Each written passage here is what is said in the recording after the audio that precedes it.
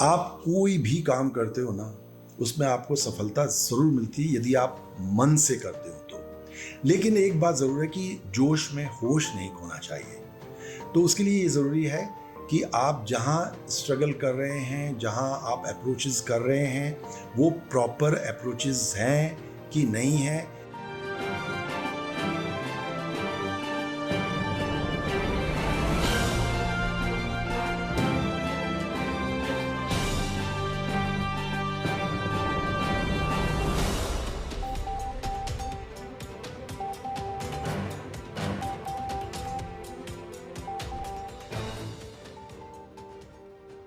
नमस्कार दोस्तों, दिल की बात आपसे सब तक। नया एपिसोड, नई शख्सियत और फिर से नई जानकारी। हम फिल्मी दुनिया की हमेशा बात कर रहे हैं। मोस्टली कुछ एपिसोड्स हमारे फिल्मी दुनिया से ही गुजरे और बिकॉज फिल्मी दुनिया इतनी अच्छी लगती है सभी को। अभी जैसे जयपुर में आईफा प्रोग्राम भी हुआ तो मुंबई के सारे सितारे जयपुर में उपलब्ध थे। इतना बड़ा प्रोग्राम, इतनी अच्छी गैदरिंग और लोगों का इतना अच्छा प्यार, क्योंकि ये दुनिया ही ऐसी है। और आज जिन शख्सियत से हम रूबरू होने जा रहे हैं वो मल्टी टैलेंटेड है। उन्होंने अपना करियर वॉइस ओवर आर्टिस्ट से स्टार्ट किया, असिस्टेंट डायरेक्टर के ऊपर उन्होंने काम किया, एज एक्टर उन्होंने वर्किंग किया, लंबी चौड़ी प्रोफाइल, बहुत सारे सीनियर आर्टिस्टों के साथ आज वो काम कर चुके हैं और उम्र के इस पड़ाव में आज भी एक्टिव हैं। मैं सबसे पहले स्वागत करना चाहूँगा विनोद शर्मा जी का। सर, स्वागत है आपका हमारे इस कार्यक्रम में। नमस्कार बंटी जी, और आपके साथ साथ मैं आपके चैनल के सभी श्रोताओं को हार्दिक बधाई देता हूँ होली की। और मौका बहुत अच्छा है और आपने आज श्रोताओं से मिलने का मौका दिया है, दर्शकों से मिलने का मौका दिया है, तो मैं आप सभी को हार्दिक शुभकामनाएं देता हूँ। सर, बेसिकली ये इंडस्ट्री इतनी अच्छी और इतनी प्यारी लगती है ना, मतलब हर किसी का मन करता है अपने आप को स्क्रीन पर देखने का जी।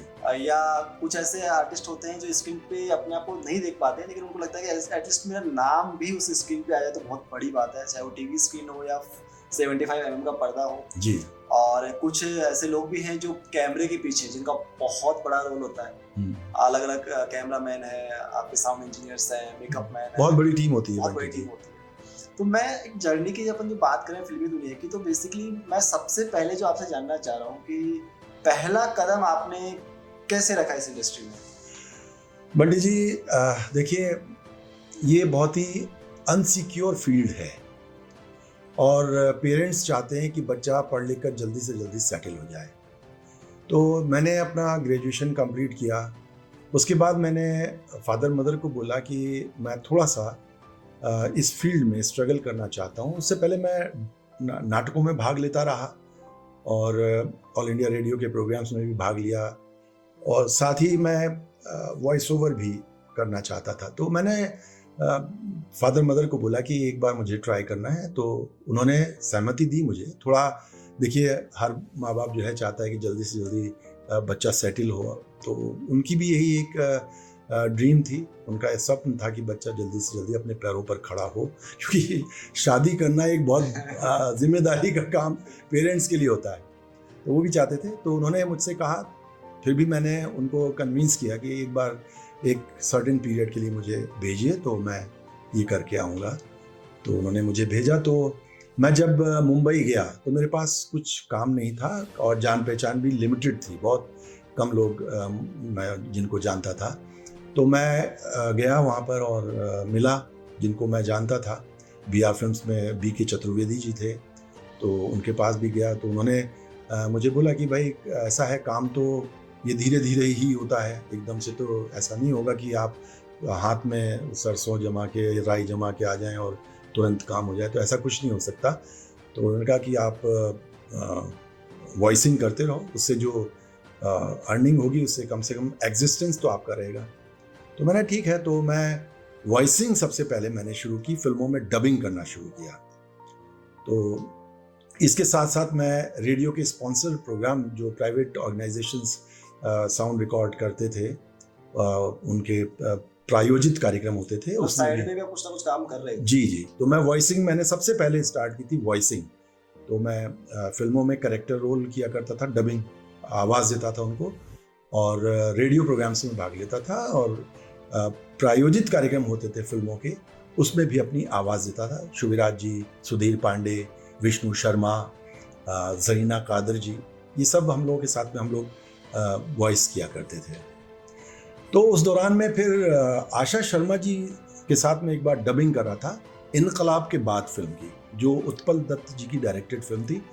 तो उन्होंने मुझसे कहा कि Vinod, are you interested in direction?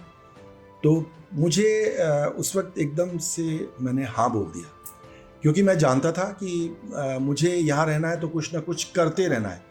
और कहा भी जाता है कि आप करते रहेंगे तो धीरे धीरे करके लोग जानेंगे, पहचानेंगे, तो आपको मौका मिल सकता है। तो मैंने तुरंत हाँ कर दिया और कमल चंडोर जी के साथ में उन्होंने मुझे एज असिस्टेंट डायरेक्टर, वो भी क्लैप बॉय, सबसे पहले मैं एज क्लैप बॉय जुड़ा। अच्छा जी। तो और उस वक्त जो है एक पार्थो जी जो कि नवकेतन फिल्म्स के असिस्टेंट डायरेक्टर हुआ करते थे, वो भी जुड़े और उन्होंने कहा कि भाई मैं सब करता रहूँगा, मेन तो चीफ असिस्टेंट वही थे, तो उनके साथ मैं काम कर रहा था। उन्होंने, कमल चंडोर जी ने कहा कि ये विनोद नया है तो इसको थोड़ा सा आप काम समझा दो, थोड़ा कैसे करना है कैसे नहीं करना है वो बता दो आप इसको। तो वो पार्थो के साथ में मैं लगा रहा, उन्होंने मुझे काफ़ी चीज़ें बताई। मतलब उन्होंने सपोर्ट कहीं ना कहीं आपको इंटरव्यू किया आपको? हाँ बिल्कुल बिल्कुल। तो I started as a clap boy in the direction field. तो धीरे धीरे करके इत्तेफाक की बात थी कि उस वक्त एक और असिस्टेंट फीमेल असिस्टेंट थी, वो भी काम कर रही थी साथ में, तो वो भी छोड़ के चली गई और पार्थो जी का कोई शूट निकल आया तो वो भी चले गए। अब मैं अकेला रह गया। ये बड़ा चैलेंजिंग हो गया। हाँ, चैलेंजिंग हो गया मेरे लिए। अब जब मैंने उनसे कहा कि मैंने कहा ये क्या है, तो कोई असिस्टेंट मेरे साथ में नहीं होगा, और पहली फिल्म थी, लेकिन कुछ शूट हो चुका था, कुछ शेड्यूल निकल चुके थे, तो कुछ नॉलेज तो हो ही गई थी। तो मैंने उनसे कहा कि भाई ऐसे कैसे काम चलेगा, ये तो बहुत ज़्यादा एग्जर्शन हो जाएगा। बोले कि देखो ऐसा है, अभी करना तो आपको ही पड़ेगा, कोई है नहीं। अल्टीमेटली आपको टास्क दे दिया उन्होंने और कहा कि नहीं आपको तो देखिए करना पड़ेगा, क्योंकि अभी और कोई है भी नहीं, अल्टरनेटिव व्यवस्था कोई हो नहीं पाएगी, शेड्यूल लगा हुआ है। तो मैंने कहा ठीक है, तो मैं करता रहा। उसमें मुझे बंटी जी एप्रिसिएशन तो कम मिला, गालियाँ बहुत खाने को मिली तो कई बार मैं घबरा जाता था। तो उस वक्त तो जो डांस डायरेक्टर के साथ में जुड़े हुए थे, उनके मतलब कहना चाहिए चीफ डांस डायरेक्टर जो थे, तो ब्रैन, वो मुझसे कहते थे विनोद हिम्मत मत हारना, विनोद हिम्मत मत हारना, अगर तुमने ये फिल्म कर ली ना तो आगे तुम्हारा कोई हाथ नहीं पकड़ पाएगा। तो मैंने वाकई में उनकी बात को माना और सब बातों को सहन करते हुए सारी चीज़ों को मैंने अकेले संपन्न किया। और वाकई में बंटी जी, उस पिक्चर के बाद मैंने जो भी असाइनमेंट्स किए हैं ना, उसमें मुझे किसी से पूछने की, किसी से बहुत ज़्यादा सलाह लेने की ज़रूरत पड़ी ही नहीं। मतलब वो दौर ऐसा रहा जो आपको बहुत कुछ सिखा गया, बहुत कुछ सिखा गया। सबसे बड़ी बात ये रही कि आपके सामने चैलेंज था, उसको आपने एक्सेप्ट किया जी, मतलब आपके अपमान को भी आपने सहन किया। बिल्कुल करना पड़ता है वो। सबसे बड़ी बात ये होती है कि हम जब कोई अपमान होता है 1 या 2 बार तो फिर भी लोग सहन कर लेते हैं, लेकिन जब ज़्यादा होता है तो छोड़ के चले जाते हैं, गिव अप कर जाते हैं। नहीं, मैंने नहीं छोड़ा था। तो वो आपका आपके लिए प्लस पॉइंट हो गया। हाँ, मुझे ये था कि इस फील्ड में मुझे कुछ करके गुजरना है। और फिर कहीं ना कहीं आपने जो वादा भी किया था पिताजी से कि एक बार चांस देना चाहिए। हाँ, तो मैं उनके उस पर खरा उतरा और बंटी जी आगे चल कर के वाकई में मुझे बहुत मौके भी मिले। एज एन एक्टर भी मैंने काम किया, डबिंग आर्टिस्ट के साथ साथ फिर मैंने एज एन एक्टर काम शुरू किया।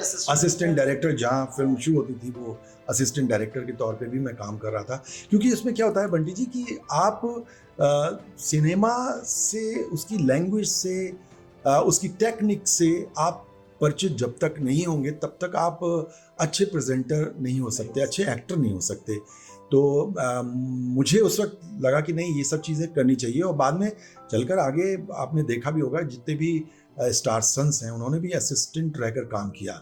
वो जरूरी है। वो उसकी technology, how to present yourself in front of the camera, ये चीज़ बहुत अच्छी तरह से समझ में आ जाती है। यहाँ सबसे बड़ा ट्रेजेडी क्या है कि आज की, जैसे अभी आपने भी नोटिस भी किया होगा, नई जनरेशन है उसको लगता है कि मुझे सिर्फ एक्टर बनना है, और एक्टर बनने में 1 या 2 फिल्में कर ली तो बस वो अपने आप को स्टार समझने लग जाते हैं। नॉलेज इतनी आप भी जानते हैं। बिल्कुल सही कह रहे हैं, लेकिन बंटी जी मैं जानता हूँ कि अगर आप किसी मुकाम पे भी पहुँच जाते हैं तो आप अपनी सज्जनता को, अपनी सहनशीलता को और आपकी सज्जनता को कभी ना छोड़ें, तो वो ज़्यादा अच्छा लगता है, क्योंकि ओरिजिनल, देखिए ये जो फील्ड है ना बंटी जी, ये फील्ड जो है बहुत ही स्वाभाविक लोगों के लिए ही है। देखिए जो एक्टर्स हैं वो अगर ज़रा भी आर्टिफिशियल होते हैं ना तो वो समझ में नहीं आते हैं।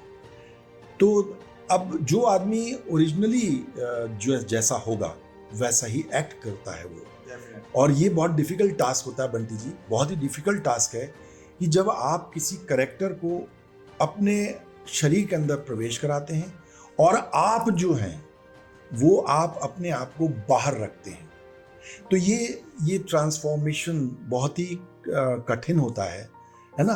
और ये काम जो होता है तभी संभव होता है कि जब हम समाज में बहुत स्वाभाविक रूप से लोगों को देखते हैं, उनके साथ बिहेव करते हैं, और जैसी रिक्वायरमेंट होती है, कहते हैं ना फिल्में जो है समाज का दर्पण होती हैं, है ना। तो समाज में अगर हम अच्छे हैं, अच्छी तरह से समझ रहे हैं और हमारा IQ अच्छा है, तो हम अपने आप को बहुत अच्छी तरह से प्रेजेंट कर पाते हैं, बहुत चीज़ों को अच्छी तरह से समझ करके और आगे बढ़ सकते हैं। मतलब कहीं ना कहीं आपका ऑब्जर्वेशन पावर या काम करता है, बहुत ज़रूरी है, क्योंकि इमेजिनेशन इज फर्स्ट। आप जो इमेजिनेशन कर रहे हैं उसको आप धरातल पे कैसे उतारेंगे, वो इसी तरह से उतार पाएंगे जब उसका ऑब्जर्वेशन बहुत अच्छा होगा। वो जरूरी है, और कहीं बहुत ज़रूरी है। मैं एक इंसिडेंट और जानना चाहूँगा sir, as a assistant director, जैसे आपने बहुत सारे बड़े सीनियर कलाकारों को डायरेक्ट किया, जी हाँ, तो जी हाँ। कुछ चुनिंदा नाम भी हमारे साथ शेयर करें। देखिए मंदाकिनी आई थी राम तेरी गंगा मैली में, उसके बाद तुरंत वो फिल्म कर रही थी शूरवीर, उसमें मैं चीफ असिस्टेंट डायरेक्टर था। तो मंदाकिनी जी को डायरेक्ट किया, सुरेश ओबराय जी को किया, कादर खान जी को डायरेक्ट किया, डेनी डेंजमप्पा जी को डायरेक्ट किया, और श्री राम लागू जी को डायरेक्ट किया, सिमी ग्रेवाल जी को डायरेक्ट किया, और भी बहुत से अरुण गोविल जी हैं, दीपिका चिकलिया हैं, आपके लैला मजनू फिल्म की फेमस जो एक्ट्रेस थी रंजीता, रॉबी बोलते थे हम उनको, वो भी, उनको भी हमने डायरेक्ट किया है। तो बहुत से कलाकार हैं, बहुत से बड़े बड़े कलाकार हैं। इसमें सर ऐसा कोई इंसिडेंट जो आपके साथ मतलब आज तक आपको मेमोरेबल हो, क्या मतलब फनी मोमेंट जिसे हम कहते हैं, शूटिंग के दौरान बहुत सारी घटनाएं ऐसी घटित होती है जो हमें याद रह जाती हैं, बट इतने सारे सीनियर आर्टिस्ट जो हमने डायरेक्ट किया, तो कोई ऐसा फनी मोमेंट तो होगा जो आपको मतलब आज तक याद हो, जिसको देख के मन ही मन आपको गुदगुदी होती है? बंटी जी बहुत सारे सीक्वेंसेस हैं, बहुत सारे हैं, 1 by 1 आपको कहूँ तो आपका शायद ये इंटरव्यू छोटा पड़ जाएगा, लेकिन कुछ चीज़ें ऐसी हैं। एक तो क्या है कि मेरा जो एज ए असिस्टेंट डायरेक्टर जब मैं काम कर रहा था, तो एक्टर्स को समझाने का, उनको बताने का वो काम, वो ज़िम्मा मेरे पास था, क्योंकि मेरी लैंग्वेज जो है वो उस हिसाब से उर्दू और हिंदी मुझे अच्छी तरह से बोल पाता था मैं। तो वो कई हमारे मराठी कलाकार जैसे सदाशिव अमरापुरकर जी हैं, तो वो मराठी टोन आता था, तो उनको मैं पहले शॉट पे ले जाने से पहले उनको प्रैक्टिस कराता था। हिंदी एक शब्द ये है, इसको ऐसे बोलिए, उर्दू शब्द ये है, इसको ऐसे बोलिए। तो ये सारी चीज़ें उनके साथ में रहती थी। तो मैं कोशिश यही करता था कि सबको अच्छे से समझ आए और बहुत अच्छा सा अपना ये जो सीन है वो अच्छा सा हो। तो एक बार ऐसे ही हुआ कि मेरी एक शूटिंग शेड्यूल निकला, तो मैंने उनसे कहा कि भाई मेरे को थोड़ा सा उसमें जाना है, तो आप इसको कर लीजिएगा। तरुण घोष डायरेक्ट कर रहे थे उसको, बाईलिंगुअल फिल्म थी वो, छोटूर प्रतिशोध के नाम से, और छोटू का बदला। रंजीत गोली जी वो हमको कहते थे कि क्या आप बंगाली हो क्या? मैंने कहा नहीं, मैं एक्टर हूँ, और एक्टर को सब लैंग्वेजेस जो हैं वो थोड़ी थोड़ी आती हैं और बोलते हैं वो। तो उसी हिसाब से मैं बंगाली उनको बोलता था। तो वो तरुण घोष जी को मैंने बोला कि मैं ऐसा है आपके पास में थोड़ा लेट पहुंचूंगा, तो उस हिसाब से अपना देख लीजिएगा, बाकी आऊँगा ज़रूर मैं, क्योंकि थोड़ा काम था नेक्स्ट शेड्यूल का। वो श्याम रलन जी कर रहे थे वो पिक्चर शूरवीर। तो बोले ठीक है, कोई बात नहीं। मैं करीब ऐसे 11 बजे करीब मैं पहुंचा हूँ सेट पर, एसएल स्टूडियो बॉम्बे में। तो मैं पहुंचा वहाँ, तो इशरत हुसैन साहब बाहर खड़े थे, वो राइटिंग में चीफ असिस्टेंट डायरेक्टर हुआ करते थे। तो वो बोले मुझसे कि यार विनोद, यार जल्दी चलो। मैंने क्यों, क्या हो गया? बोले वो गोली जी बहुत नाराज़ हो रहे हैं, मतलब रंजीत जी। मैंने क्या हो गया? अरे वो तरुण पाठक को सीन समझाने के लिए भेजा था, तो उन्होंने कहा भागो यहाँ से, तुम्हें सीन आगे पीछे मालूम नहीं है, क्यों मेरे पास आ जाते हो ऐसे करके। तो उसको भगा दिया, वो किसी को अंदर घुसने नहीं देना, तुम जाओ यार, तुम ही हैंडल करो उनको, तुम ही हैंडल कर सकते हो। तो बंटी जी, मैं वहाँ से अपना बैग वैग ले करके मैं जब वहाँ पहुँचा उनके रूम में, मैंने नॉक किया, नॉक करके मैंने दरवाज़ा खोला, मैंने कहा गोले जी नमस्कार, मैं आ जाऊँ? बोले हाँ आओ यार, थे कहाँ? मैंने कहा थोड़ा काम था मुझे, मैं सिटिंग में चला गया था उधर। या देखो ऐसा है, मेरी शूटिंग हुआ करे तो तुम मेरे पास में रहा करो यहाँ पर, समझ में आया? मेरे पास में कोई ऐसे वैसे मत भेजा करो जिनको आगे पीछे सीन का कुछ मालूम नहीं हो। तो मैंने कहा नहीं वो समझाने के लिए भेजा था आपको, मैं आ रहा था, थोड़ा लेट हो गया तो मैं इसलिए मैंने उनको भेज दिया था। बोले नहीं आगे से मेरे पास में तुम ही रहा करो, तुम ही मुझे बताया करो, क्योंकि मुझे आगे पीछे का सब मालूम पड़ता है, तभी मैं सेट पे जा करके एक्ट कर सकता हूँ, वरना मैं नहीं कर पाऊँगा। मैंने नहीं, कोई बात नहीं, आप नाराज़ मत हो। उसके बाद फिर मैंने उनको सब समझाया, बताया, फिर वो सेट पे गए। बहुत हंसी मजाक होता था हम लोगों का, बहुत हंसी मजाक करते थे हम लोग। इंडस्ट्री में मतलब कहीं ना कहीं हम ऑन सेट ऑन कैमरा तो बहुत कुछ अच्छा दिखता ही है, लेकिन कैमरे के पीछे की दुनिया जब आपस में बातचीत करते हैं, एक साथ खाना खाते हैं, बिल्कुल बिल्कुल शेयर करते हैं, बिल्कुल, मतलब एक सोशल माहौल हमेशा रहता है इस इंडस्ट्री में, जहाँ तक मुझे लगता है। और इन्वॉल्वमेंट होके आदमी काम करता है। आप देखिए ना, जो व्यक्ति आई थिंक काम नहीं कर सकता, उसको पूरा टीम, पूरा समाज होता है। बिल्कुल बिल्कुल बिल्कुल। मतलब जब कहानी कागज पे लिखी जाती है तब से लेके जब सिनेमा पे लॉन्च होती है तब तक। और इसी तरह से एक सीक्वेंस और भी है, जब मैं एक्ट कर रहा था, गोवा में शूट चल रहा था, आशा शर्मा मेरी मदर का रोल कर रही थी। आशा जी अब वैसे अब वो तो जीवित नहीं है, लेकिन मैं उनका बहुत शुक्रगुजार हूँ कि उन्होंने मुझे डबिंग के क्षेत्र में वही मुझे लेकर के आई, डायरेक्शन के क्षेत्र में भी वही मुझे लेकर के आई, और उन्होंने मेरी मदर का भी रोल किया। हम में अमिताभ बच्चन जी की मदर का रोल किया उन्होंने, बंटी जी। हम फिल्म में अमिताभ बच्चन जी की मदर का रोल उन्होंने किया था, और इत्तेफाक की बात है, मेरा सौभाग्य है कि वो मेरी मदर का भी रोल कर रही थी उस फिल्म में।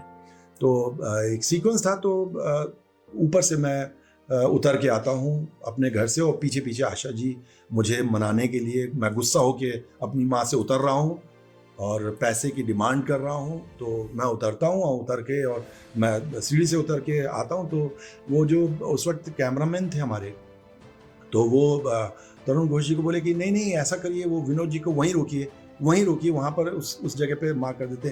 तो तरुण घोष जी ने तुरंत बोला, यार किसको रोक रहे हो यार तुम, he is a drama artist, वो मतलब उसको मालूम है, लेकिन आप क्या पैन करो ना यार, पैन करके लाओ ना उसको साथ में, उसको बाउंड मत करो, वो बाउंड हो जाएगा कि सीढ़ी देख के उतरेगा क्या कि मैं कौन सी सीढ़ी पे रुक जाऊं, क्या करूं। नहीं, आप पैन कर लीजिए ना, व्यवस्था पैन करने की है तो आप पैन कर लीजिए। लेकिन मैं उस दिन बहुत, मुझे अच्छा भी गर्व भी महसूस हुआ कि हमारे डायरेक्टर्स हम लोगों के लिए कितना बनाने के लिए, रियलिस्टिक अप्रोचेस को लाने के लिए कितना वो लोग मेहनत करते हैं, परिश्रम करते हैं। पीछे डायरेक्टर की बहुत बड़ी मेहनत होती है, और जब पर्दे पे एक्चुअली में दिखता तो एक्टर ही है, हाँ, तो उसको देख के डायरेक्टर को आई थिंक जितनी खुशी होती है वो अपनी खुशी आई थिंक बयान नहीं कर सकता। अच्छा, आपने एक बात कही, वो एक संस्मरण और याद आ रहा है मुझे।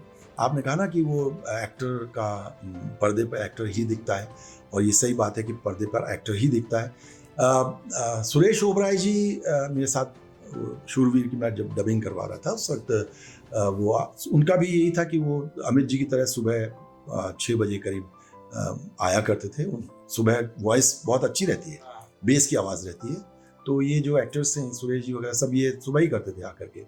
तो मैं भी आ गया सुबह मॉर्निंग में, तो मैंने उनसे बताया कि ये सीक्वेंस है, कर लीजिए। उसमें एक जगह पर उन्होंने एक डायलॉग बोला था कि आखिर तुम भी तो एक लड़की के बाप हो। तो मैंने उस वक्त उनसे एक बात रिक्वेस्ट किया कि सुरेश जी, यहाँ पर हम बजाय लड़की बोलने के हम सिर्फ इतना बोलेंगे, तुम भी तो संतान, तुम्हारी भी तो एक संतान है, हम ऐसा बोलेंगे। तो क्योंकि वो पहली बार मिल रहे हैं तो उसको मालूम नहीं है कि डेनी के लड़की है कि वो लड़का है उसके घर में, वो जानता नहीं। हमने बुलवा दिया, शूटिंग में गलती हो गई ऐसी। तो बोले, वो एकदम गुस्सा हो गया, रहने दो, मुझे यार पसंद नहीं आता ये सब, डबिंग के टाइम पे ये सब करेक्शन होता है, शूटिंग के टाइम पे क्या करते रहते हैं, सब सोते रहते हैं क्या। तो मैंने कहा वो गलती हो गई, निकल गया दिमाग में से। लेकिन वो नाराज़ होकर उन्होंने स्क्रिप्ट को छोड़ा, वो जाके बाहर बैठ गए।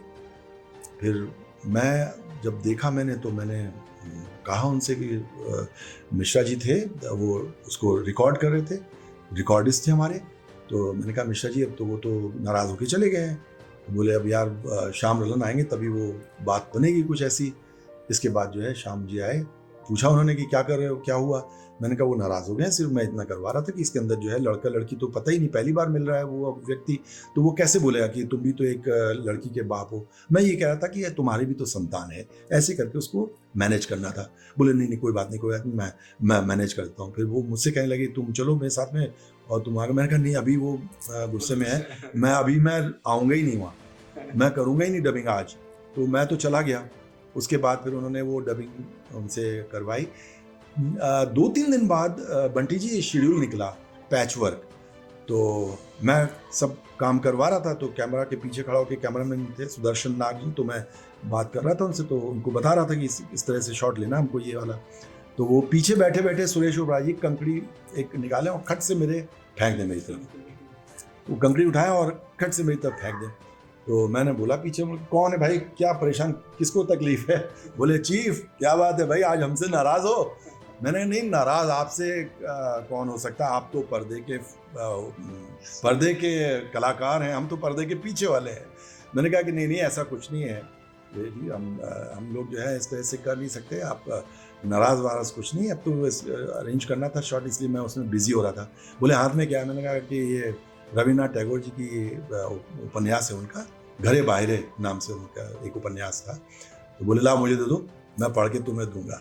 तो वो उस किताब को ले गए। लेकिन कहने का मतलब ये है कि गुस्से भी होते हैं, नाराज़गी भी होती है, लेकिन एक प्यार मोहब्बत भी बना रहता है, जैसा माहौल रहता है। बिल्कुल बिल्कुल बिल्कुल सर बहुत सारी चीजें आपने जो शेयर करी वो वाकई में मुझे बहुत अच्छी लगी और मुझे लगता है व्यूअर्स को भी समझ में आएंगी। तो कुछ बातें ऐसे जैसे आपका टाइम का डेडिकेशन है, टाइम पंक्चुअलिटी है, टाइम पर पहुंचना है सेट पे, जरूरी, बहुत सी ऐसी बातें हैं जो आज की व्यूअर्स को, आई थिंक जनरेशन को, कलाकार को, डांसर को, सिंगर को सीखने की बहुत ज्यादा जरूरत है। और सर आपने इतना समय दिया उसके लिए मैं शुक्रगुजार हूँ आपका। बहुत से प्यारे मोमेंट आपने शेयर करे हमारे साथ। लेकिन हाँ, जाने से पहले जैसे कि हमारे कार्यक्रम का उसूल है कि हमारे जो गेस्ट होते हैं हमारे ऑडियंस के लिए कुछ ना कुछ अच्छा मैसेज कन्वे करते हैं। मैं चाहूँगा कि इस इंडस्ट्री में जो भी नई युवा जनरेशन आना चाहती है या जो मेहनत कर रही है इस स्टेज तक आने के लिए, उनको एक अच्छा सा मैसेज आप डेडिकेट जरूर करें। बंटी जी, आपके इस चैनल के माध्यम से मैं युवा कलाकारों को एक बात यही कहूँगा कि आप कोई भी काम करते हो ना, उसमें आपको सफलता ज़रूर मिलती है यदि आप मन से करते हो तो। लेकिन एक बात ज़रूर है कि जोश में होश नहीं खोना चाहिए। तो उसके लिए ये ज़रूरी है कि आप जहाँ स्ट्रगल कर रहे हैं, जहाँ आप अप्रोचेस कर रहे हैं, वो प्रॉपर अप्रोचेस हैं कि नहीं हैं। आपको वो प्रोडक्शन में लोग लेंगे, कब तक लेंगे, ये निश्चित होना चाहिए। और आप इस बहाने बैठे रहिए कि नहीं आज नहीं तो कल, कल नहीं तो परसों मुझे मिलता रहेगा काम, और उसमें आप संघर्ष करते रहिए और आप अपने शरीर को ख़राब कर लीजिए, वो अच्छा नहीं होता है। बेटर यही है कि आप जहाँ हो, जैसा काम कर रहे हो, आप वो करते रहिए, उसके साथ साथ ट्राई करते रहिए। आप जितना जल्दी अपनी इमेज मार्केट में बनाएंगे, और वो तभी बनेगी जब आप छोटा छोटा करते करते करते आप अपना घड़ा भरेंगे, ठीक है ना। और उसके बाद जब आपको लोग पहचानेंगे तो आपको याद करेंगे, आपको बुलाएंगे और आपका काम लोगों के सामने आएगा। लेकिन जब तक काम सामने नहीं आ रहा है, तब तक सर्वाइवल के लिए आप कुछ ना कुछ करते रहिए, और साथ में अपने अभिनय क्षमता को, निर्देशन की कैपेसिटी को, या और जो काम करना चाहते हैं उसको बरकरार रखने के लिए कुछ ना कुछ उस फील्ड से रिलेटेड काम ज़रूर करते रहिए। ये आपने बहुत अच्छी और बहुत प्यारी बात बताई है सर, कि आप अपने अभिनय पर, अपना जो भी कला है आपकी, उस पर भी काम करें, साथ ही साथ सर्वाइवल के लिए साइड में कुछ ना कुछ काम जरूर करें। बिल्कुल, ताकि आपका परिवार आपकी वजह से परेशान ना हो, आप खुद भी आर्थिक रूप से परेशान ना हो। सबको उम्मीदें होती हैं बंटी जी, सबको उम्मीदें होती हैं। हम लोग किसी को नाराज करके कोई काम नहीं कर सकते, उसमें हमको भी चैन नहीं मिलेगा। हम अगर कोई काम कर रहे हैं तो अपने परिवार को साथ लेकर, उनको कॉन्फिडेंस में लेकर काम करें, और उनकी जो उम्मीदें हैं उसके लिए भी थोड़ा सा हमें सोचना पड़ेगा ना कि हमें क्या करना चाहिए। तो यही है कि आप जो काम कर रहे हैं, जैसे कर रहे हैं, उसको करते रहिए। साथ ही साथ आपका जो इंटरेस्ट है, आपका जिसमें रुचि है, उस काम को लगातार करते रहिए, प्रैक्टिस करते रहिए, कुछ ना कुछ करते रहिए। तो आपको सफलता Practice मिलेगी। तो बहुत जरूरी है। और वाकई में आपने इतना समय दिया असरा में और इतनी अच्छी बातें हमारे व्यूअर्स को आपने शेयर करी, मैं इसके लिए बहुत बहुत थैंकफुल आपका कि आप थैंक यू वेरी मच। और मैं अपने श्रोताओं को भी धन्यवाद देना चाहूँगा कि आप सबने मुझे इस मंच पर ला करके उनसे मिलने का मौका दिया। धन्यवाद। Thank you very much. Thank you sir. फिर मिलेंगे नए एपिसोड में नई शख्सियत के साथ, नई जानकारी के साथ। दिल की बात आपसे सब तक।